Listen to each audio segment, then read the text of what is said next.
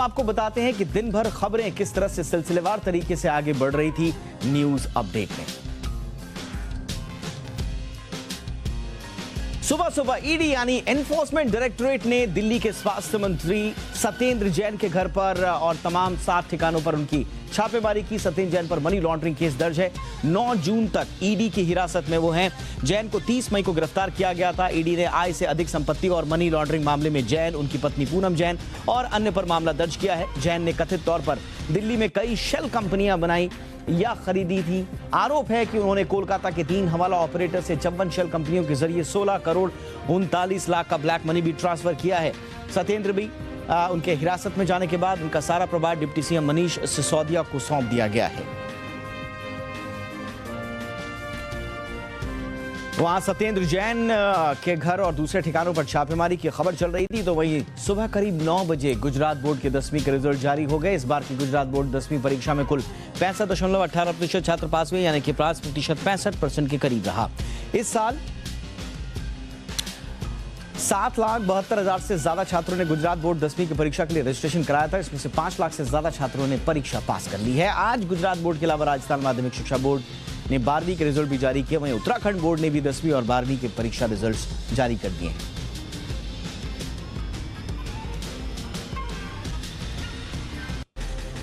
सुबह करीब 10 बजे मध्य प्रदेश के मुख्यमंत्री शिवराज सिंह चौहान उत्तरकाशी पहुंचे। उत्तराखंड के उत्तरकाशी में रविवार को हुए दर्दनाक हादसे में 26 श्रद्धालुओं की मौत हो गई थी। मरने वालों में तमाम श्रद्धालु मध्य प्रदेश के रहने वाले थे। इस दुर्घटना के बाद उत्तराखंड के मुख्यमंत्री पुष्कर सिंह धामी और मध्य प्रदेश के सीएम शिवराज सिंह चौहान ने घटनास्थल का जायजा लिया। सीएम शिवराज ने मृतकों के परिवार वालों को 5-5 लाख रुपए मुआवजे का ऐलान भी किया है। गंभीर रूप से घायलों को 50,000 रुपए दिए जाएंगे। सरकार ने घायलों का इलाज मुफ्त में कराए जाने का ऐलान भी किया है। पैगंबर मोहम्मद पर कथित आपत्तिजनक टिप्पणी को लेकर इस्लामिक देशों के संगठन ओआईसी के बयान की भारत ने कड़ी निंदा की है। विदेश मंत्रालय के प्रवक्ता ने इस मामले में ओआईसी के सचिवालय के बयान पर 2 टूक कहा है कि उसका एजेंडा विभाजनकारी है। भारत ने पाकिस्तान के बयान को बेतुका बताते हुए उसे अपने घर में अल्पसंख्यकों की सुरक्षा पर ध्यान देने की नसीहत भी दी है। विदेश मंत्रालय के प्रवक्ता अरिंदम बागची ने कहा कि भारत सरकार ओआईसी सचिवालय के अनुचित और संकीर्ण सोच वाले कमेंट्स को खारिज करती है। उन्होंने यह भी कहा कि भारत सभी धर्मों का सम्मान करता है। इस बीच सुबह करीब 11:30 बजे बॉलीवुड एक्टर सलमान खान को लेकर खबर आई। दबंग खान और उनके पिता सलीम खान को जान से मारने की धमकी मिलने के बाद उनकी सिक्योरिटी बढ़ा दी गई है। महाराष्ट्र होम डिपार्टमेंट ने धमकी मिलने के बाद सलमान और उनके पिता की सुरक्षा बढ़ाई है। वहीं मुंबई क्राइम ब्रांच की एक टीम ने आज सलमान के मुंबई स्थित गैलेक्सी अपार्टमेंट का जायजा भी लिया।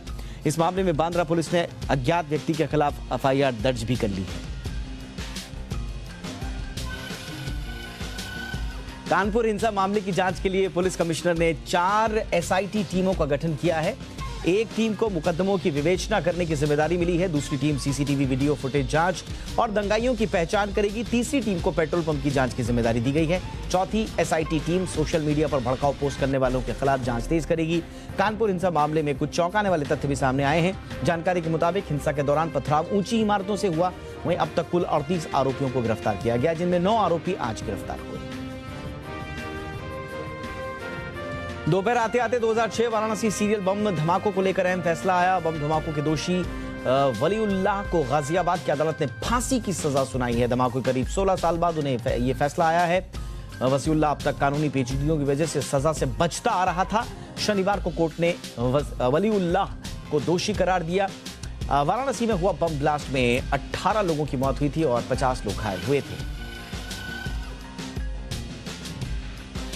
सिद्धू मूसेवाला हत्याकांड में पंजाब पुलिस ने देवेंद्र उर्फ काला नाम के शख्स को हरियाणा के फतेहाबाद से गिरफ्तार किया है। काला इस केस में अरेस्ट होने वाला तीसरा संदिग्ध है।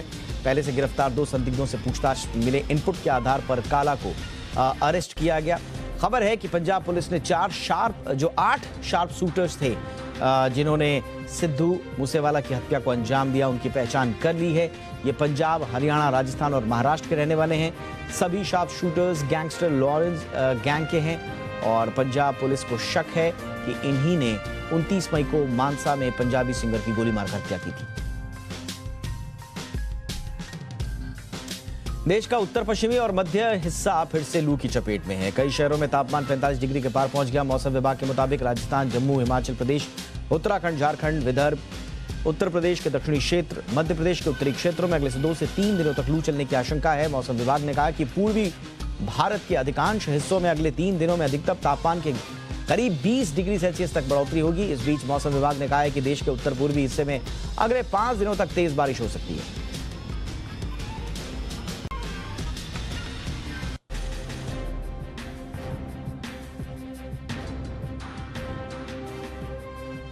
दिन भर के अपडेट के बाद आइए शुरू करते हैं हमारी कवर स्टोरी।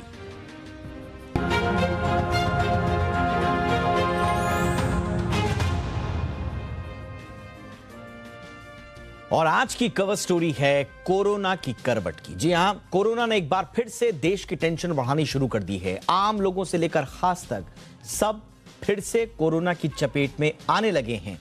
कोरोना का आंकड़ा दिन ब दिन फिर बढ़ने लगा है। बीते दिन की बात करें तो संक्रमण के 4,518 नए केसेस सामने आए हैं और इस दौरान 9 संक्रमितों की मौत भी हुई है। सरकारी आंकड़ों के मुताबिक बीते 24 घंटे में कोरोना से 2,779 लोग ठीक हुए हैं। साथ ही साथ देश में एक्टिव केसेस का आंकड़ा बढ़कर 25,000 के पार पहुंच गया है। कोरोना से अब तक 4,26,30,000 लोग ठीक हो चुके हैं। यह शुरू से लेकर अब तक का आंकड़ा है। इसके अलावा कोरोना से अब तक पूरा अगर मिलाकर बात करें तो 5,24,000 से ज्यादा लोगों की मौत भी हो चुकी है। कोरोना के सबसे ज्यादा मामले देश के 5 राज्यों से आ रहे हैं। केरल में सबसे ऊपर इसमें है। हर वेव की तरह केरल में मामले सबसे ज्यादा यहां पर दिखाई दे रहे हैं। यहां 1,544 केसेस मिले हैं तो महाराष्ट्र से 1,494 केसेस सामने आए हैं। दिल्ली की बात करें तो यहां पर 343 मामले मिले हैं। कर्नाटक में 301, हरियाणा में 148 संक्रमित मिले हैं। कोरोना के बढ़ते मामलों को देखते हुए केंद्र सरकार भी सतर्क है। स्वास्थ्य मंत्रालय की तरफ से राज्य सरकारों को कोरोना को लेकर पत्र लिखा गया है। इस चिट्ठी में सतर्कता बढ़ाने पर फोकस करने के लिए कहा गया है। केंद्रीय स्वास्थ्य सचिव राजेश भूषण ने सलाह दी है कि जिन राज्यों में कोरोना केसेस बढ़ रहे हैं उन राज्यों को सख्त निगरानी बनाए रखनी चाहिए। कोरोना के संक्रमण को फैलने से रोकने के लिए जरूरी हो तो सख्त कार्रवाई भी की जा सकती है। राज्यों को गहन निगरानी, ज्यादा टेस्टिंग, ट्रैकिंग करने की सलाह दी गई है। अब सवाल ये उठता है कि क्या ये बढ़ते मामले चौथी लहर की शुरुआत हैं? कई एक्सपर्ट्स इस सवाल का जवाब ना में दे रहे हैं। एक्सपर्ट्स के मुताबिक मार्च में जब तीसरी लहर खत्म हुई तब लोगों में कोरोना के नए वेरिएंट ओमिक्रॉन के खिलाफ एंटीबॉडी बन गई थी, लेकिन वक्त के साथ इसका स्तर कम होता रहता है, यानी कि एंटीबॉडीज हमारे शरीर से गायब होती रहती हैं। वायरस हमेशा हमारे बीच मौजूद रहता है। ऐसे में जिसने कोरोना वैक्सीन नहीं लगवाई है या जिनका इम्यून सिस्टम कमजोर पड़ जाता है वो संक्रमित होने लगते हैं। यही वजह है कि हर कुछ महीनों में संक्रमण के मामले बढ़ने लगते हैं। एक्सपर्ट्स का ये भी कहना है कि वायरस म्यूटेट होते रहता है। ऐसे में ये अलग अलग इलाकों में और अलग अलग तरीके से लोगों को संक्रमित कर सकता है। एक्सपर्ट्स का ये भी कहना है इसमें घबराने वाली आवश्यकता नहीं है क्योंकि कोरोना एंडेमिक स्टेज में है, यानी कि ये कुछ राज्यों या इलाकों में इसके थोड़े केसेस आते रहेंगे और इसका अंत लगभग करीब है। ऐसे में इसे नई लहर का संकेत मानना ठीक नहीं। ऐसे में सवाल ये उठता है कि कैसे पता चलेगा कि कोरोना की नई लहर आने वाली है, क्योंकि हर लहर में इसी तरह से आंकड़ों की शुरुआत होती है। चंद 100, उसके बाद कुछ हजार और फिर देखते ही देखते मामले लाखों में पहुंच जाते हैं। क्या इस बार भी कोई ऐसी नौबत आने वाली है? दरअसल जब कोई भी नई लहर आती है तो कोरोना के मामले हर गुजरते दिन के साथ कई गुना बढ़ने लगते हैं और बहुत ही कम समय में नए मामलों की संख्या लाखों में पहुंच जाती है। फिलहाल भारत में ऐसा ट्रेंड देखने को नहीं मिल रहा है। एक्सपर्ट्स के मुताबिक भारत काफी बड़ा देश है, यहाँ थोड़े बहुत मामले घटते बढ़ते रहेंगे। ऐसे में आपको पैनिक होने की आवश्यकता नहीं है, लेकिन हाँ, सावधानी बरतने की जरूरत है। भले ही मास्क कई जगहों पर अब जरूरी ना हो गया हो, लेकिन सरकार की घोषणा से पहले ही आप अपनी सुरक्षा की खातिर इसे पहनना जारी रखें, यही बेहतर होगा। भीड़ भाड़ वाले इलाकों में आज भी थोड़ी सी सोशल डिस्टेंसिंग बनाए रखना फायदेमंद ही साबित होगा। इससे आपको कोई नुकसान नहीं होगा। आखिर में आप सावधान रहेंगे तो कोरोना से बच पाएंगे। और आइए चर्चा के लिए इस वक्त हमारे साथ दिल्ली कोविड कमेटी के मेंबर डॉक्टर समीर भाटी जुड़ चुके हैं। डॉक्टर समीर, आपका बहुत बहुत स्वागत है सर। क्या वाकई में इसे एक नई लहर कहा जाए, चौथी लहर डॉक्टर समीर, या आप मानते हैं कि ये स्वाभाविक रेट से उतार चढ़ाव होता रहा या कुछ अनयूजुअल आप इस सर्च में देख रहे हैं? हाँ बिल्कुल, देखिए इसको हम वेव तो नहीं कहेंगे। अगर वेव का आप पैटर्न देखें, शुरुआती टाइम से हम जिस तरह से देख रहे हैं, वेव कम से कम 2 हफ्ते तक बढ़ते रहते हैं, उसके अंदर लगातार केसेस बढ़ते हैं और एकदम सडन स्पाइक होती है। मतलब नंबर्स इस तरह के होते हैं कि डबल से भी ज़्यादा वो बढ़ने लग जाते हैं। जैसा अभी हमने लास्ट, सब दर्शकों को याद भी होगा, ओमिक्रॉन के टाइम में भी हमने वो सब चीज़ देखा था। तो अभी फिलहाल हम थोड़े दिन पहले भी इसमें बात कर रहे थे कि केसेस तो बढ़ते रहेंगे। अभी हम जैसे कुछ राज्यों में देख रहे हैं, जैसा कि केरल और महाराष्ट्र, इसके अलावा थोड़े समय में हम देखेंगे किसी और राज्य के अंदर उस तरह से केसेस बढ़ेंगे। तो वो उतार चढ़ाव होता रहेगा, पर इसको हम वेव नहीं कहेंगे। एब्सोल्युटली। और क्या जिस तरह से हम देख रहे हैं नए मामलों में जो सर्ज आ रहा है, हालांकि अभी भी जितने भी केसेस हमने देखे हैं, कुछ सेलिब्रिटीज भी कोरोना की चपेट में आए हैं, एसिम्प्टोमेटिक हैं या माइल्ड हैं, हल्का बुखार आ रहा है, तो कोई खास पैटर्न आप इस बार देख रहे हैं? ज्यादातर लोग एसिम्प्टोमेटिक ही रहेंगे या कुछ केसेस सीवीआईटी के लेवल पर भी जा सकते हैं सर? बिल्कुल बिल्कुल, देखिए इसमें देखने वाली बात है कि सबसे इम्पॉर्टेंट है कि अभी भी ओमिक्रॉन के ही सब लीनिएजेस है जो हमारी थर्ड वेव का कारण बना था। और ओमिक्रॉन के बारे में हम जानते हैं काफ़ी अच्छी तरीके से कि ये ज़्यादा संक्रामक है, घातक नहीं है। तो इस तरह से अभी हमने ना तो कोई हॉस्पिटलाइजेशन में वृद्धि देखी है, ना ही हमें कोई ऑक्सीजन की रिक्वायरमेंट बढ़ी है, ना ही हमारे आईसीयू की बेड्स उस तरह से ऑक्यूपाई हुए हैं। तो अल्टीमेटली ये ज़रूर देखा गया है कि ओमिक्रॉन के जो हम सब लीनिएज की कुछ दिनों पहले बात कर रहे थे, जिसमें BA.1 और BA.2, अभी BA.4 और BA.5, तो ये सभी जितने भी इसके सब लीनिएजेस आ रहे हैं जो ओमिक्रॉन के ही दूसरे टाइप है, ये संक्रामक है। पर इनको अभी तक कोई भी इनके घातक होने का कोई किसी तरह का हमारे सामने परिणाम नहीं आया है। जीनोम सीक्वेंसिंग काफ़ी ज़्यादा चलती जा रही है और कोई भी नया वेरिएंट फिलहाल सामने नहीं आया है। तो केसेस बढ़ते रहेंगे। जैसे पैटर्न आप पूछ रहे हैं, हाँ पैटर्न उसी तरह की है। एसिम्प्टोमेटिक केसेस भी हैं और जो माइल्ड सिम्टम वाले केसेस हैं जो हम पहले देख रहे थे, उसी तरह के केसेस अभी भी देखे जा रहे हैं। कुछ सलाह देना चाहेंगे? देखिए अभी सरकारी स्तर पर तो जहाँ जहाँ से मास्क की जो उनका जो रिस्ट्रिक्शंस थे उनको हटाया गया था, लिफ्ट किया गया था, वहाँ पर ऐसी कोई आधिकारिक घोषणा नहीं हुई है। लेकिन आप सलाह क्या देंगे आम लोगों को? क्या अब वक्त आ गया है कि लोग मास्क पहनकर निकलें? इसमें सबसे इम्पॉर्टेंट जो अभी हमें सावधानी बरतने वाली बात है, एक तो सबको ये जानना ज़रूरी है कि अभी भी पेंडेमिक का दौर चल रहा है, क्योंकि जब तक ग्लोबली डिजीज़ पूरी तरह से एंडेमिक नहीं हो जाएगी तब तक ये पेंडेमिक चल रहा है, पहली बात।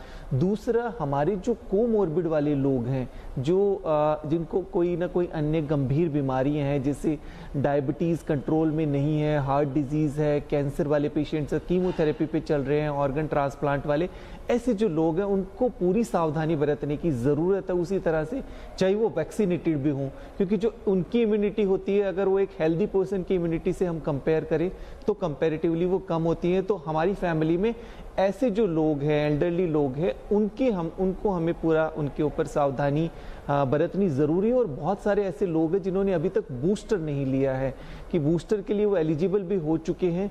हमारे जो एल्डरली लोग थे और हेल्थ केयर वर्कर थे, उन लोगों ने तो फिर भी बूस्टर ले लिया है, बट हमारे 18+ के बाद जब से उनके लिए बूस्टर जो है शुरू हो गया है, वो सामने नहीं आ रहे हैं, क्योंकि उनको लग रहा है कि उनकी इम्यूनिटी स्ट्रॉन्ग है। देखिए बूस्टर लेना बहुत ज़्यादा ज़रूरी है, क्योंकि नेचुरल इम्यूनिटी प्लस आपका बूस्टर वैक्सीनेशन इम्यूनिटी, ये हाइब्रिड इम्यूनिटी बनती है और ये इम्यूनिटी आपके लिए ज़्यादा कारगर होती है। तो इस समय बूस्टर लेना ज़रूरी है। और क्राउडेड प्लेसेस के अंदर, जैसा हम पहले भी बात कर रहे थे, वहाँ पर आप मास्क का ज़रूर इस्तेमाल करें। एब्सोल्युटली, बिल्कुल। जैसे कि आपने कहा कि जो बूस्टर जिन्होंने नहीं ली है वो ज़रूर आवश्यक तौर पर ले लें, लेकिन कई लोग ये भी कहते हैं कि जब हमने 2 डोज ले ली हैं, हमें नेचुरल इम्यूनिटी भी मिल गई है, तो शायद वो बूस्टर ऑप्ट ना करें। ऐसे लोगों को जो बचना चाह रहे हैं बूस्टर डोज से, या उनको टाइम नहीं मिल पा रहा है बूस्टर डोज लगाने का, उन लोगों को आप क्या सलाह देंगे?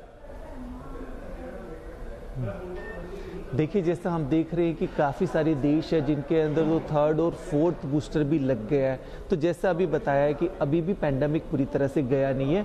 और जो लोग बात करते हैं कि नहीं हम लोगों को नेचुरल इन्फेक्शन भी हो चुका है, वो बात ठीक है, नेचुरल इन्फेक्शन होने के बाद, बट नेचुरल इन्फेक्शन की इम्यूनिटी कितने समय तक रहेगी, ऐसा हम लोगों को नहीं पता। इस वजह से हमें वैक्सीनेशन, क्योंकि वैक्सीनेशन की इम्यूनिटी के हमें एक समय सीमा पता है कि वो आपको 6 मंथ रहेगी, 8 मंथ रहेगी, और मैक्सिमम केसेस में देखा है 8 मंथ तक। पर हम पैंडेमिक को तो करीबन 2 साल हो चुके हैं, तो इस वजह से वैक्सीनेशन का बूस्टर लेना बहुत ज़्यादा ज़रूरी है, क्योंकि जो बूस्टर रोल आउट हुआ है उसके पीछे काफ़ी सारे साइंटिफिक एविडेंस है कि कुछ समय के बाद आपकी जो इम्यूनिटी होती है, एंटीबॉडीज़ लेवल डिक्लाइन होना शुरू हो जाता है। तो एक निर्धारित समय पे आपको बहुत ही ज़रूरी है, जैसा कि 9 मंथ काफ़ी एक लंबा समय हो जाता है। तो अब मुझे लगता है बूस्टर सबको लेना बहुत ज़रूरी है, जो भी एलिजिबल पॉपुलेशन है।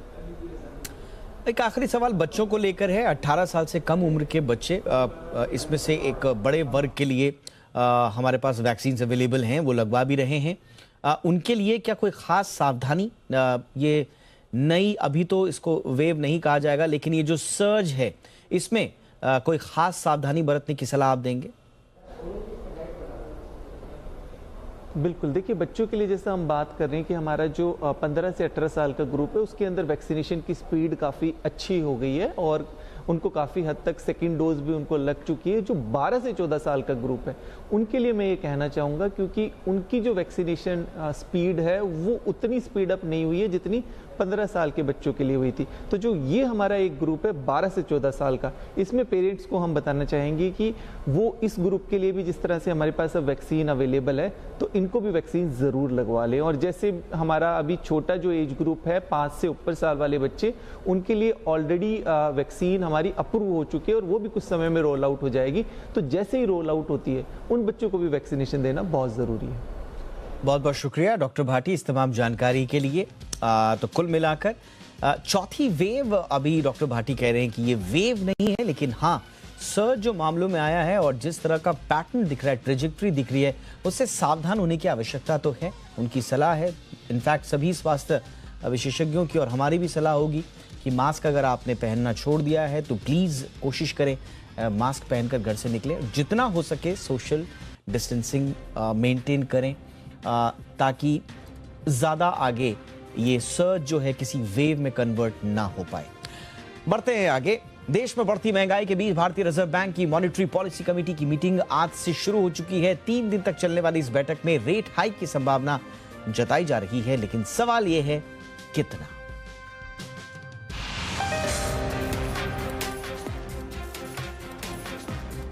भारतीय रिजर्व बैंक ने पिछले महीने बिना किसी तय कार्यक्रम के रेपो रेट बढ़ा दिए थे। रेपो रेट में 0.40% की बढ़ोतरी की गई थी और इस बढ़ोतरी की वजह बनी थी देश में लगातार बढ़ती महंगाई। बढ़ती महंगाई को काबू करने के लिए आरबीआई एक्शन में आ गया है और इसी वजह से इस मॉनेटरी पॉलिसी की मीटिंग में भी ब्याज दरें बढ़ना तय माना जा रहा है। ऐसी अटकलें हैं कि इस बार दरों में कम से कम 0.35% की बढ़ोतरी हो सकती है। एक्सपर्ट्स की माने तो आने वाले कुछ महीनों में ब्याज दरों में बढ़ोतरी का सिलसिला जारी रह सकता है। आरबीआई की ये मॉनेटरी पॉलिसी बैठक काफी अहम है। इसमें न सिर्फ ब्याज दरें बढ़ाई जाएंगी बल्कि ग्रोथ और इन्फ्लेशन को लेकर आरबीआई के अनुमानों के बारे में भी पता चलेगा। आरबीआई की तरफ से रेपो रेट में बढ़ोतरी का मतलब ये है कि होम लोन, ऑटो लोन समेत कई तरह के लोन महंगे हो जाएंगे। आपकी ईएमआई बढ़ जाएगी। मई में ब्याज दरों में बढ़ोतरी के बाद बैंकों ने ब्याज दरें बढ़ाना शुरू कर दिया है। ऐसे में दूसरी बार रेपो रेट अगर बढ़ता है तो आपके लिए लोन लेना और भी महंगा हो जाएगा। हालांकि रेपो रेट में बढ़ोतरी से डिपॉजिट रेट्स भी बढ़ने की उम्मीद है। बता दें कि देश में महंगाई का आंकड़ा 8 साल के उच्चतम स्तर पर पहुंचा हुआ है। ऐसे में इस महंगाई पर लगाम कसने के लिए सरकार ने भी कई कदम उठाए हैं। इसमें पेट्रोल, डीजल पर टैक्स कटौती समेत कई मुख्य कमोडिटीज के एक्सपोर्ट पर बैन जैसे फैसले शामिल हैं। और अब आरबीआई ब्याज दरें बढ़ाकर महंगाई को काबू में रखने के लिए एक्शन लेगा। ब्यूरो रिपोर्ट, जी मीडिया। और इस बीच आरबीआई ने आज साफ किया कि वो मौजूदा करेंसी और बैंक नोटों पर महात्मा गांधी की तस्वीर को बदलने का कोई विचार उनका नहीं है। आरबीआई ने कहा कि मीडिया के कुछ हिस्से में ऐसी खबरें आई हैं कि रिजर्व बैंक मौजूदा करेंसी और बैंक नोटों पर महात्मा गांधी की तस्वीर को कुछ दूसरी हस्तियों के साथ बदलने पर, यानी कि रिप्लेस करने पर विचार कर रहा है, जो पूरी तरह से मनगढ़ंत और गलत है। इससे पहले दिन में ऐसी खबरें आई थी कि रिजर्व बैंक और वित्त मंत्रालय कुछ बैंक नोटों पर महात्मा गांधी की जगह तस्वीर को दूसरी नामचीन हस्तियों के साथ बदलने पर विचार कर रहा है। खबर यह भी थी कि रविन्द्रनाथ टैगोर और एपीजे अब्दुल कलाम का नाम इस रेस में सबसे आगे चल रहा है, लेकिन इसका अब खंडन किया गया है।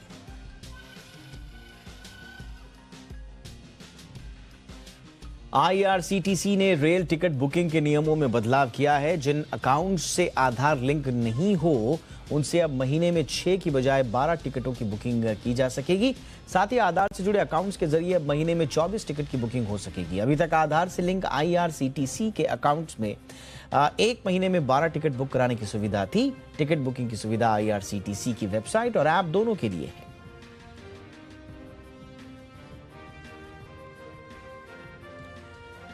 प्रधानमंत्री नरेंद्र मोदी ने आज वित्त मंत्रालय के आइकॉनिक वीक का उद्घाटन किया। इस मौके पर पीएम मोदी ने कॉर्पोरेट मंत्रालय के योगदान पर प्रकाश डाला। कार्यक्रम के दौरान भारतीय रुपए की गौरवशाली यात्रा को भी दिखाया गया। इसके साथ ही आजादी का अमृत महोत्सव के लिए समर्पित नए सिक्के भी लॉन्च हुए। इसमें 1 से 20 रुपए तक के सिक्के की स्पेशल सीरीज भी जारी की गई है। सिक्कों पर आजादी के अमृत महोत्सव का डिजाइन बना है। ये विशेष रूप से जारी किए गए सिक्के नहीं है बल्कि आम चलन में बने रहेंगे। प्रधानमंत्री नरेंद्र मोदी ने इस मौके पर कहा कि भारत के बैंकों और मुद्रा को अंतर्राष्ट्रीय व्यापार और आपूर्ति श्रृंखला का एक अहम हिस्सा बनने की जरूरत है। प्रधानमंत्री ने वित्तीय संस्थानों से आह्वान किया कि वे अच्छी वित्तीय और कॉर्पोरेट प्रशासन प्रथाओं को लगातार प्रोत्साहित करते रहें। मिनिस्ट्री ऑफ फाइनेंस और मिनिस्ट्री ऑफ कॉर्पोरेट अफेयर्स उन्होंने अपने कार्य के द्वारा सही समय पर सही निर्णयों के द्वारा अपनी एक लीगेसी बनाई है, एक बेहतरीन सफर तय किया है। आप सभी इस विरासत का हिस्सा हैं। नए सिक्कों को लॉन्च करने के साथ ही पीएम मोदी ने जन समर्थ पोर्टल को भी लॉन्च किया, जो सरकारी क्रेडिट योजनाओं को जोड़ने वाला वन स्टॉप डिजिटल पोर्टल है। इस पोर्टल पर आपको क्या क्या सुविधाएं मिलेंगी, विस्तार से बता रहे हैं इस रिपोर्ट में।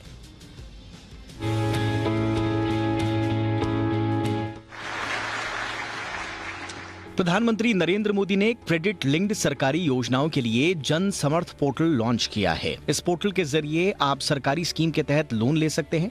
इस पोर्टल से 13 सरकारी स्कीम्स के तहत लोन लेने के लिए ऑनलाइन आवेदन किया जा सकेगा। हालांकि सिर्फ अभी 4 श्रेणियों में लोन लेने की सुविधा है। इसमें शिक्षा, कृषि इंफ्रास्ट्रक्चर, कारोबार की शुरुआत और जीवन यापन के लिए लोन जैसी श्रेणी शामिल हैं। दरअसल जन समर्थन एक डिजिटल पोर्टल है जहां एक ही प्लेटफॉर्म पर 13 क्रेडिट लिंक सरकारी योजनाएं जुड़ी हैं। अगर आपको लोन लेना है तो आप आसान तरीके से एलिजिबिलिटी जांच कर सकते हैं। एलिजिबल होने पर आप इसी पोर्टल के जरिए अप्लाई भी कर सकते हैं और आपको पोर्टल पर ही मंजूरी मिल भी जाएगी। ये सारे काम ऑनलाइन होंगे। मंजूरी मिलने के बाद भी अगर आपको लोन नहीं मिलता है या फिर कोई और दिक्कत आती है तो आप उसकी शिकायत भी ऑनलाइन कर सकते हैं। इस पोर्टल पर लोन के लिए अप्लाई करना भी आसान है। आपको सबसे पहले कैटेगरी चुननी होगी। कैटेगरी चुनने के बाद आपको कुछ आसान सवालों के जवाब देने होंगे। इन सवालों के जवाब के बाद एलिजिबल हैं या नहीं इसका स्टेटस पता चल जाएगा और फिर आप लोन एप्लीकेशन को आगे बढ़ा सकेंगे। इस पोर्टल पर लोन के लिए कोई भी शख्स अप्लाई कर सकता है, लेकिन लोन आपको तब ही मिलेगा अगर आप उसके लिए एलिजिबल होते हैं। ब्यूरो रिपोर्ट, जी मीडिया। बर्न आउट, आपने ये शब्द अक्सर प्रोफेशनल्स के मुंह से सुना होगा। तनाव और अनिद्रा से जुड़ी एक ऐसी बीमारी जो तेजी से लोगों को अपनी गिरफ्त में लेती जा रही है। जो लोग काम को लेकर तनाव में रहते हैं या जिन्हें काम का दबाव होता है, ऐसे लोग वक्त वक्त पर खा पी नहीं पाते, पूरी नींद नहीं ले पाते। इनमें इस बीमारी की आशंका बढ़ जाती है। बर्नआउट को समय पर नहीं पहचाना तो आगे आपको ये गंभीर बीमारियों में धकेल सकती है।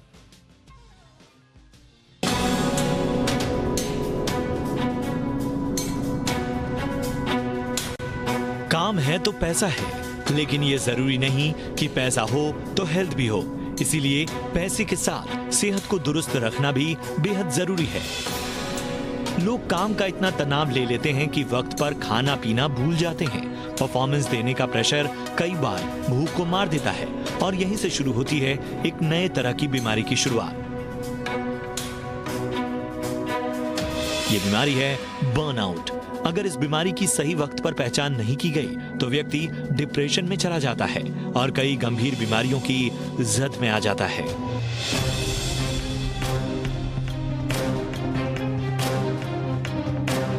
आखिर क्या भला है बर्नआउट? दरअसल काम का तनाव और थकान ही बर्नआउट की असली वजह है। ये खासकर पेशेवर लोगों से जुड़ी समस्या है। दिन रात काम के प्रेशर के चलते जिनकी रूटीन दिनचर्या एक सी नहीं रहती, ऐसे लोगों में ये बीमारी पाई जाती है। 2019 में WHO ने इस बीमारी की गंभीरता को देखते हुए इसे एक बीमारी के तौर पर मान्यता दी थी। ये खुद एक तरह की बीमारी है, लेकिन साथ ही इसका शिकार व्यक्ति अनिद्रा, हार्ट से जुड़ी बीमारी, हाइपरटेंशन, डिप्रेशन, ब्लड प्रेशर और शुगर जैसी बीमारियों की चपेट में आ जाता है।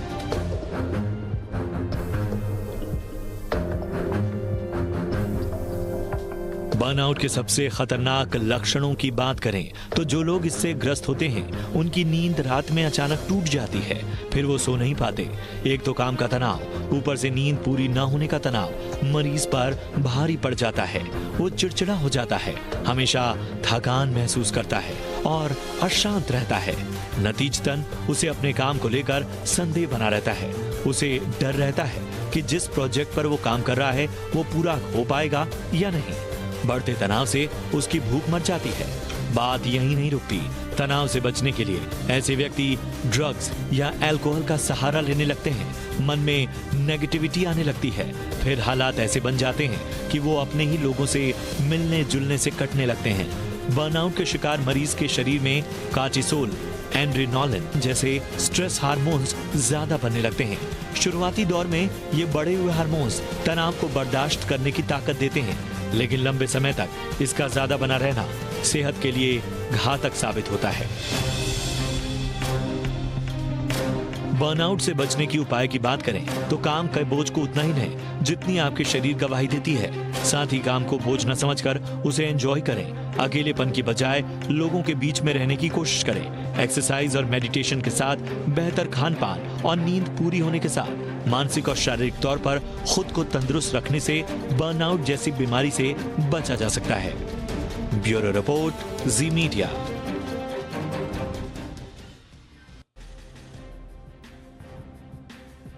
एक छोटे से ब्रेक के लिए रुकते हैं, लेकिन ब्रेक के उस पार आपको मिलाएंगे ऐसे डॉक्टर से जो डांस थेरेपी के जरिए करता है मरीजों का इलाज। देखते रहिए इंडिया 360।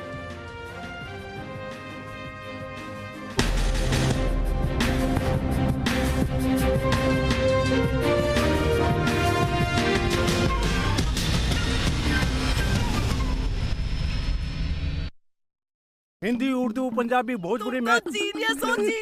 अच्छा, शहर कौन सा? सही सवाल, गलत जगह। सही जगह है ग्लोब कैपिटल, जहां पर आपको मिलेंगे award winning research based ideas, अपने पोर्टफोलियो को मैनेज करने की सुविधा। Globe capital, money must grow. Investment in securities market are subject to market risk. Read all the related documents carefully before investing. जरूरत के टाइम पर अगर लोन ना मिले तो क्या फायदा? पैसाबाजार.com पर जाओ और पाओ इंस्टेंट लोन सीधे अपने अकाउंट में। पैसाबाजार.com। Let's begin.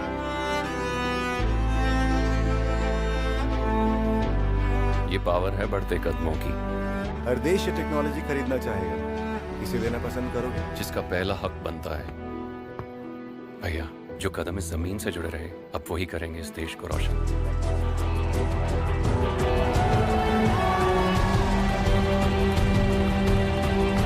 कुछ कर ऐसा, दुनिया बनना चाहे तेरे जैसा। रजनीगंधा।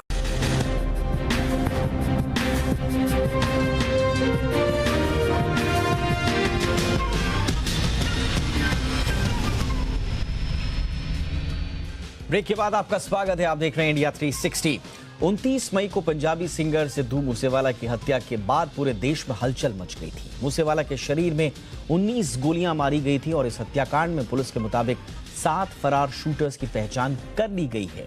शूटर्स की पहचान गिरफ्तार मनप्रीत की निशानदेही पर हुई, लेकिन शूटर्स का पता चलने के बाद भी अब तक उनकी गिरफ्तारी नहीं हो पाई है।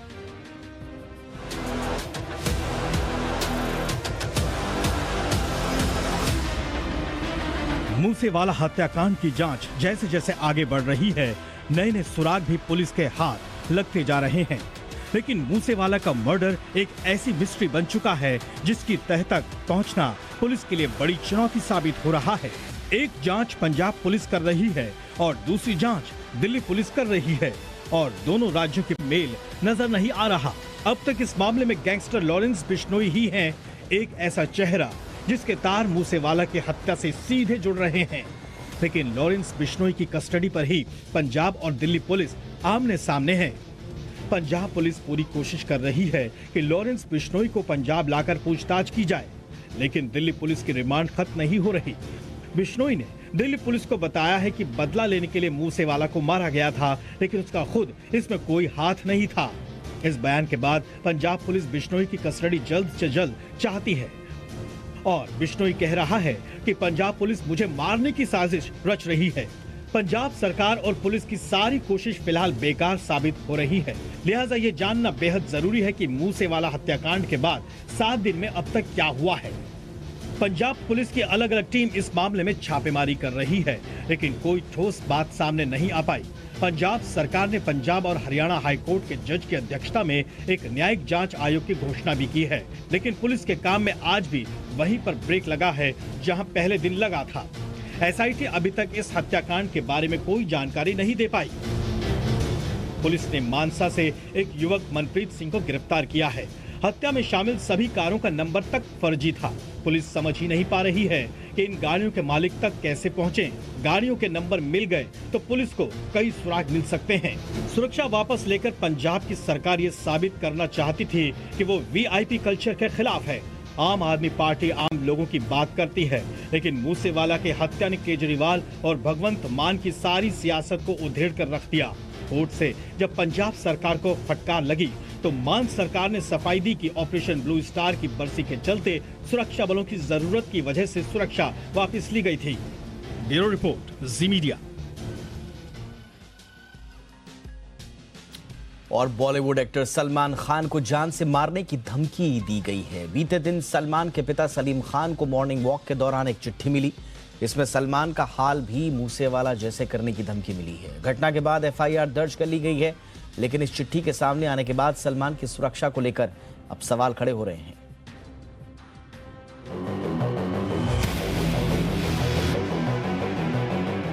बॉलीवुड के भाईजान कहे जाने वाले अभिनेता सलमान खान को जान से मारने की धमकी मिली है। बीते दिन जब सलमान खान के पिता सलीम खान मॉर्निंग वॉक पर गए तो जिस बेंच पर वो अक्सर बैठते हैं वहाँ उन्हें बेटे सलमान खान के नाम से धमकी भरा लेटर मिला।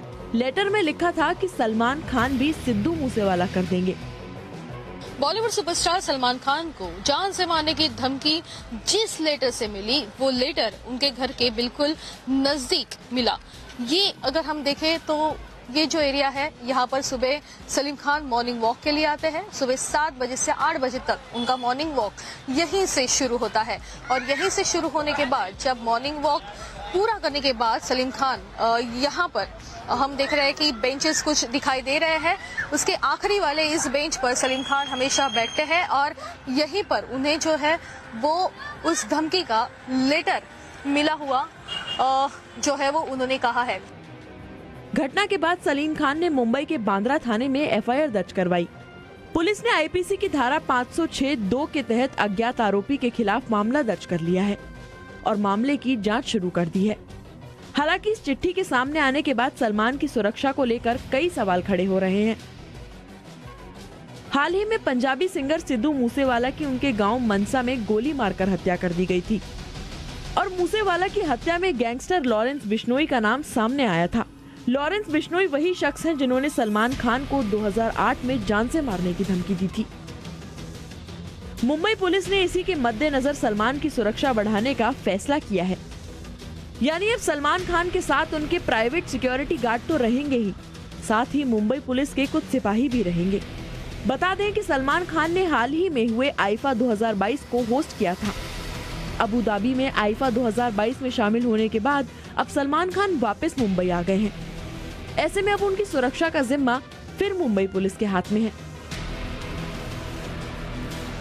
संवाददाता वैदेही कानेकर के साथ ब्यूरो रिपोर्ट, जी मीडिया।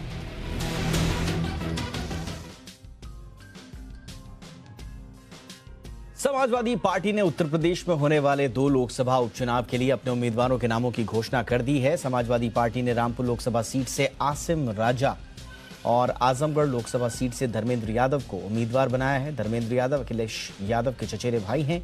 रामपुर लोकसभा सीट से पहले चर्चा थी कि आजम खान की पत्नी तंजीम फातिमा को उम्मीदवार बनाया जाएगा, लेकिन अब वहां से आसिम राजा को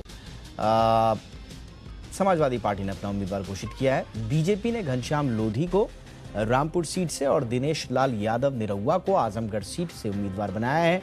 वहीं कांग्रेस ने इस बार दोनों सीटों पर चुनाव नहीं लड़ने का फैसला किया है।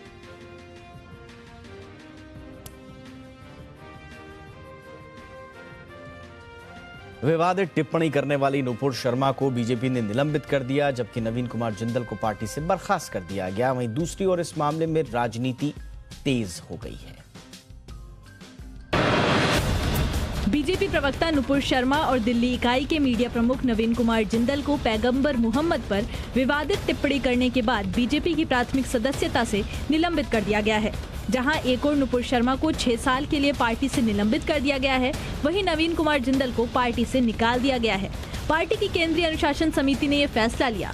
पार्टी ने कहा कि सोशल मीडिया पर उनकी टिप्पणियों ने सांप्रदायिक सद्भाव को बिगाड़ा है।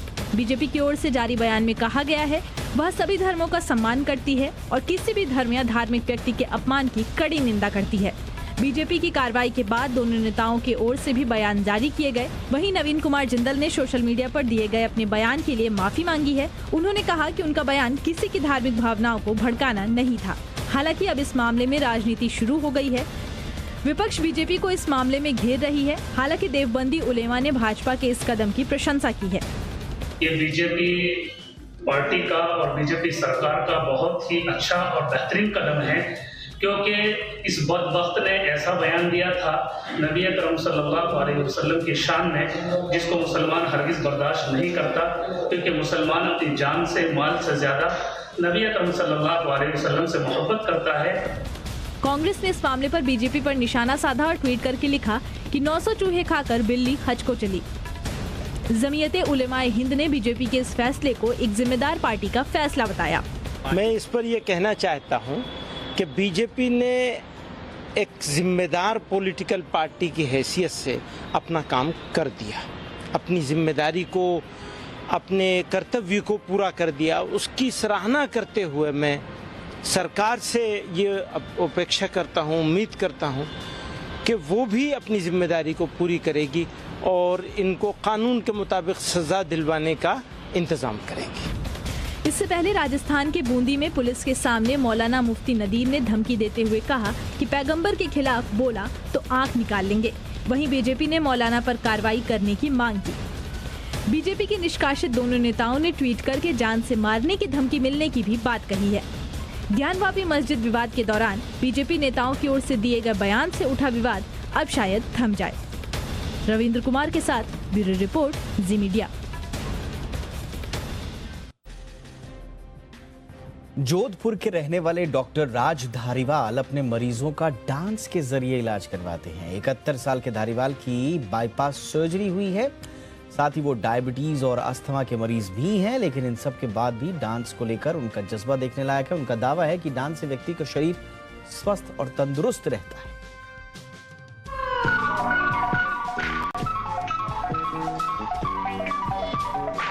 डिस्को डांसर गाने पर डांस करते हुए इन महाशय को आप डांसर मत समझ लीजिएगा। ये 71 साल के चाइल्ड स्पेशलिस्ट डॉक्टर राज धारीवाल हैं।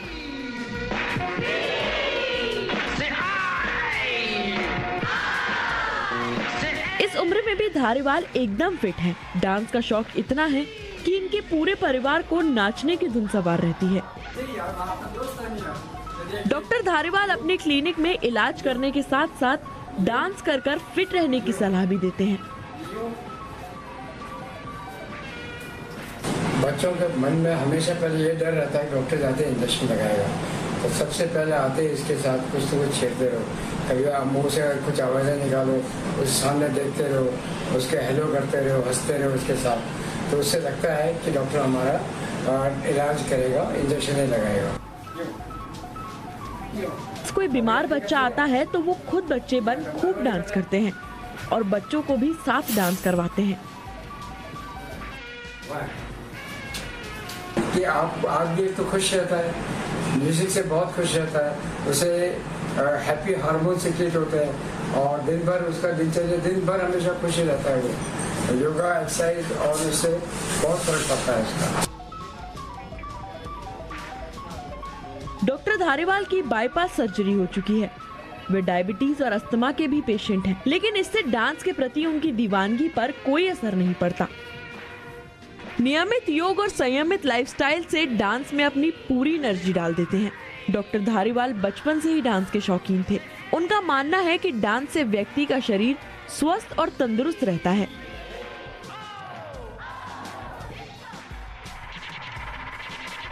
डॉक्टर धारीवाल शादी समारोह में जमकर डांस करते हैं। उनके कई वीडियो सोशल मीडिया पर वायरल भी हैं। उनकी पत्नी भी डॉक्टर हैं। डॉक्टर धारीवाल के तीनों बेटे IITian हैं। इसके लिए उनके परिवार का नाम लिम्बा बुक ऑफ रिकॉर्ड्स में भी दर्ज किया गया है। जाहिर है कि आजकल की दौड़ती भागती दुनिया में डांस को लेकर डॉक्टर धारीवाल की दीवानगी युवाओं के लिए एक मिसाल है। ब्यूरो रिपोर्ट, जी मीडिया। बात बाजार की। कारोबारी हफ्ते के पहले दिन बाजार आज दबाव में दिखे। आज बाजार की आशंका से कम कमजोरी के साथ शुरुआत हुई। निफ्टी ने 16,450 के करीब वक्त बिताकर सपोर्ट लिया। दोपहर बाद हल्की हल्की रिकवरी शुरू हुई और बाजार के बंद होने तक निफ्टी करीब 125 अंक रिकवर हो गया। निफ्टी के मुकाबले बैंक निफ्टी ज्यादा बेहतर स्थिति में रहा। बाजार वेट एंड वॉच की स्थिति में है क्योंकि रिजर्व बैंक इस हफ्ते ब्याज दरों के लिए फैसला लेने वाला है। फिलहाल बाजार बड़ी चाल का इंतजार कर रहा है। कारोबार के अंत में सेंसेक्स 94 अंकों की गिरावट के साथ 55,675 के लेवल पर बंद हुआ। निफ्टी 15 अंक गिरकर 16,569 के स्तर पर बंद हुआ। और मार्केट में आज कहां सबसे ज्यादा एक्शन देखने को मिला, इस वक्त बताने के लिए मेरे साथ मेरे सहयोगी आशीष चतुर्वेदी जुड़ चुके हैं। ओवर टू यू आशीष, बताइए आज मार्केट की चाल, पूरा एक्शन।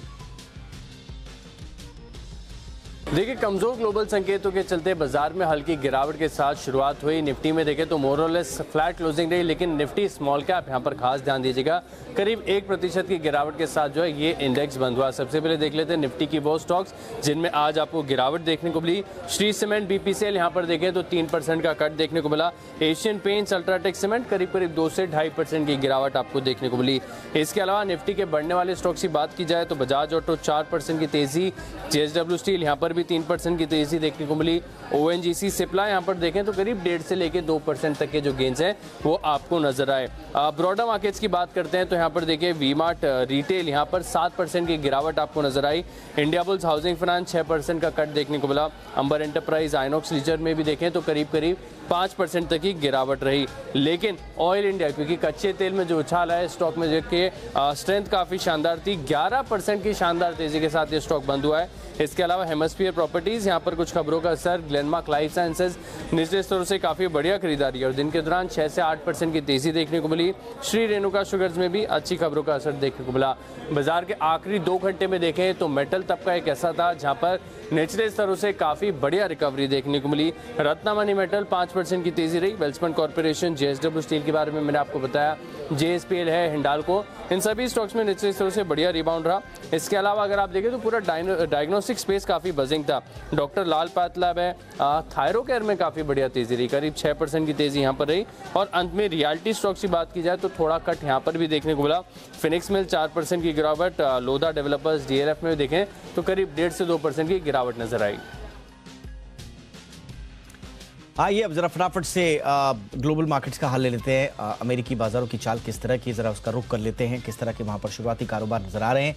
तो आप देखिए अच्छी तेजी के साथ फिलहाल कारोबार नजर आ रहा है। US मार्केट में डाउ जोन्स आप देखेंगे 310 अंकों की तेजी के साथ लगभग 1% की उछाल के साथ 33,211 के स्तर पर कारोबार करता हुआ नजर आ रहा है डाउ जोन्स। उसी तरह से नैस्डैक का आप हाल देखिए, लगभग 1.5% से ऊपर की तेजी के साथ 197 अंक की शानदार तेजी के साथ 12,210 के स्तर पर नैस्डैक। और S&P का भी यही हाल, लगभग 1% की तेजी के साथ 38 अंकों की उछाल के साथ 4,146 के स्तर पर। तो शानदार तेजी अमेरिकी बाजारों में। और आइए कल अब हमारे मार्केट किस तरह के रह सकते हैं, इसके लिए बातचीत करने के लिए इस वक्त हमारे साथ जुड़ चुके हैं ट्रेडस्विफ्ट ब्रोकिंग के डायरेक्टर संदीप जैन। संदीप जी, बहुत बहुत स्वागत। सर, बाजार की तो आज सपाट क्लोजिंग हुई है, कारोबारी हफ्ते की शुरुआत एक तरह से गिरावट के साथ हुई है। पूरे हफ्ते के लिए कुछ प्रेडिक्शंस, कुछ क्यों मिल पा रहे हैं सर? बिल्कुल, देखिए मार्केट काफी रेंज बाउंड हो गया है। मार्केट्स में कहीं ना कहीं 16,400 से लेकर 16,700 एक बहुत टाइट रेंज बन गया मार्केट का। और FIIs का भी जो नेगेटिव रुख था वो उतना नेगेटिव नहीं रहा, हालांकि फ्यूचर्स में भी आज बाइंग किए हैं। तो मुझे ऐसा लगता है कि सेक्टर स्पेसिफिक भी रहेगा, काफी स्टॉक स्पेसिफिक हो गया मार्केट। और मार्केट अब क्रेडिट पॉलिसी के पहले नर्वस भी है, और निफ्टी कहीं ना कहीं अपने 200 डेमास के आसपास पहुंच गई। बैंक निफ्टी और निफ्टी तो साथ चले थे, अब स्मॉल कैप और मिड कैप इंडेक्स वो थोड़ा चेज अप कर रहे हैं। सो ओवरऑल मुझे ऐसा लगता है कि मार्केट्स में अगेन वो एक्सुबरेंस वाला जो मैं वर्ड हर बार यूज करता हूँ वो नहीं रहना चाहिए। अननेसेसरली बाइंग नहीं करें और बहुत ही कन्विक्शन वाली आइडियाज भी रहें और अपने स्टॉक्स जो लिए हुए हैं उन्हीं में ही बने रहें। एंड मेरे हिसाब से मार्केट्स में जब तक 16,700-800 का रेंज ठीक से डिसाइसिवली क्रॉस नहीं होगा, जो कि 200 डे में एक अहम सपोर्ट लेवल है, रेजिस्टेंस लेवल है, उसके बाद ही बड़ी तेजी आएगी। और हो सकता है वो क्रॉस करे तो 17,000-17,200 के लेवल्स इमीडिएटली देखने को मिल सकते हैं, क्योंकि वहां पे शॉर्ट कवरिंग आएगी। बहुत बहुत शुक्रिया संदीप जी इस तमाम जानकारी के लिए, और बाजार के आगे की चाल कैसे रह सकती है इस बारे में जानकारी देने के लिए आपका शुक्रिया। एलआईसी के शेयरों में गिरावट नहीं थम रही है। आज एलआईसी के शेयर में 2.86% यानी कि 2.3% के आसपास की भारी गिरावट देखने को मिली। शेयर 800 के नीचे लुढ़क कर अब आ गया है 777 रुपए के लो पर। इससे पहले शुक्रवार को भी शेयर ने रिकॉर्ड लेवल बनाया था, 800 रुपए के भाव पर बंद हुआ था। यह शेयर अपने इशू प्राइस से 18% ज्यादा टूट चुका है। लिस्टिंग गेन की उम्मीद में पैसा लगाने वाले निवेशकों को एलआईसी में निराशा हाथ लगी है।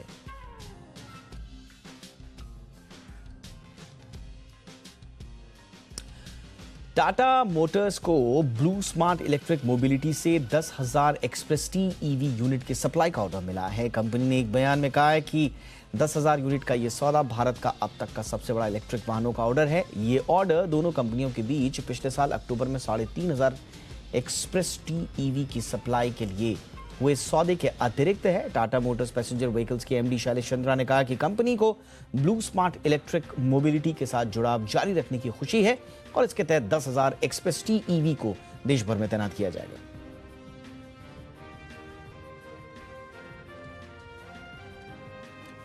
रूस यूक्रेन युद्ध में रविवार को अचानक नया मोड़ आ गया। बीते कई दिनों से जो युद्ध पूर्वी यूक्रेन में चल रहा था वो अचानक रविवार को एक बार फिर कीव की ओर मुड़ गया। रविवार को रूसी सेना ने कीव और उसके आसपास के इलाकों में रॉकेट दागे और कई इमारतों को नुकसान पहुंचाया।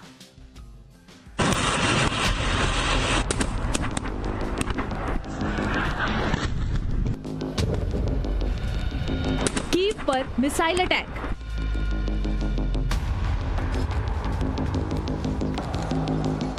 खार्किव, खार्सन और निकोलेव पर भी बमबारी।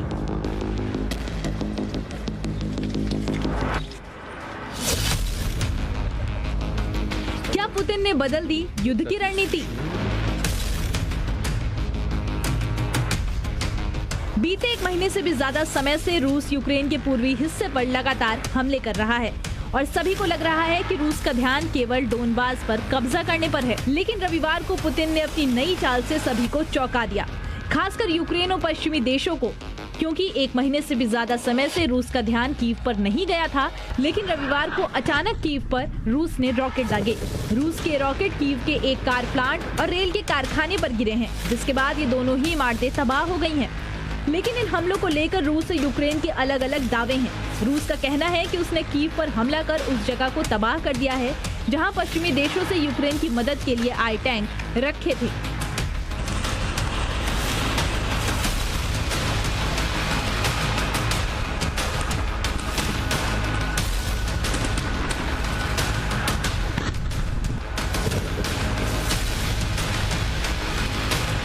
लेकिन कीव हमले को लेकर यूक्रेन का दावा कुछ और ही है। यूक्रेन का कहना है कि शायद रूस की मिसाइलों का निशाना उसके न्यूक्लियर पावर प्लांट थे। यूक्रेन ने एक वीडियो जारी कर ये बताया है कि उसके न्यूक्लियर पावर प्लांट के बेहद नजदीक से एक रूसी रॉकेट गुजरा। उनका मानना है कि वही रॉकेट है जो कीव पर गिरा है। रविवार को रूस ने केवल कीव पर ही नहीं बल्कि खार्किव, खार्सन और निकोलेव पर भी बमबारी की। अब सवाल ये उठता है कि पूर्वी यूक्रेन में अपने सैन्य अभियान को मजबूत करने की बात करने वाला रूस अचानक कीव और खार्किव जैसे इलाकों पर क्यों हमला करने लगा? क्योंकि कुछ दिन पहले तक रूस सिर्फ पूर्वी हिस्से से ही यूक्रेन से दो हाथ कर रहा था। लेकिन रविवार को अचानक कीव पर और आसपास के इलाकों में बमबारी कर उसने सभी को चौंका दिया। इसका एक कारण यूक्रेन को मिल रही पश्चिमी देशों की मदद भी हो सकता है, जिसे लेकर पुतिन बार बार पश्चिमी देशों को चेतावनी दे रहे थे। पुतिन ने कीव, खार्किव और निकोलेव में हमले कर ये बता दिया है कि पूर्वी यूक्रेन में खिसकने का ये मतलब नहीं है कि रूस पीछे हट रहा है। इसका ये मतलब है कि आने वाले समय में और बड़े हमले के लिए खुद को तैयार कर रहा है। ब्यूरो रिपोर्ट, जी मीडिया। फ्रांस में रविवार को बारिश के साथ ओले गिरे। हैरान करने वाली बात यह है कि ये ओले क्रिकेट बॉल के साइज के थे। इतने बड़े ओले गिरने के से इलाके को काफी नुकसान भी हुआ है। ओले गिरने के कारण एक महिला की मौत हो गई, तो वहीं सड़कों पर खड़ी कई गाड़ियों के शीशे भी टूट गए। सेंट्रल फ्रांस की इन तस्वीरों को गौर से देखिए। ये तस्वीरें फ्रांस के विची शहर की हैं। विची में बीते दिनों तेज बारिश के साथ जमकर ओले गिरे, जिसके कारण पूरे शहर में तबाही मच गई। ओलों की इन तस्वीरों को देखिए। किसी क्रिकेट बॉल के साइज के ये ओले इतनी तेजी से गिरे कि एक महिला की मौत हो गई, वहीं 15 लोग घायल हो गए हैं। ओले गिरने से कई जगह सड़कों पर खड़ी गाड़ियों के शीशे भी टूट गए, तो वहीं घरों की छतों में भी दरारें आ गई। फ्रांस के गृह मंत्रालय के मुताबिक तेज बारिश और ओले गिरने की वजह से बिजली के खंभे टूट चुके हैं, जिसके कारण तकरीबन 15,000 घरों में अंधेरा छा गया है। हालात बेहद खराब हैं और स्थानीय मौसम विभाग का कहना है कि मौसम का बिगड़ा मिजाज अभी आगे भी जारी रह सकता है। मौसम विभाग ने सेंट्रल फ्रांस समेत आसपास के 65 इलाकों को तूफान की चेतावनी देते हुए ऑरेंज अलर्ट जारी किया है।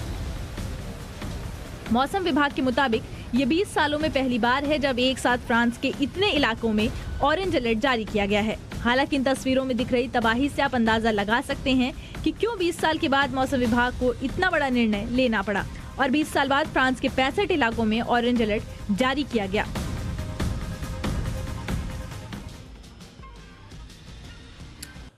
और अब खबर दक्षिण अमेरिकी के देश बोलीविया से है, जहां मौसम में अचानक आए बदलाव से स्थानीय लोग परेशान हो गए। दरअसल लोगों के मुताबिक इस बार बोलीविया में सर्दी समय से पहले आ गई, जो उन्हें परेशान कर रही है।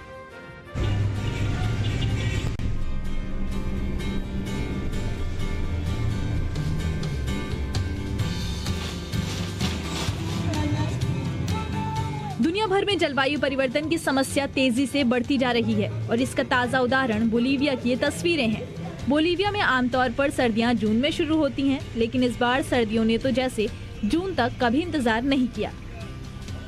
रविवार को बोलीविया के एल ऑल्टो में बर्फ गिरी। समय से पहले आई इस बर्फबारी से लोग काफी परेशान हैं।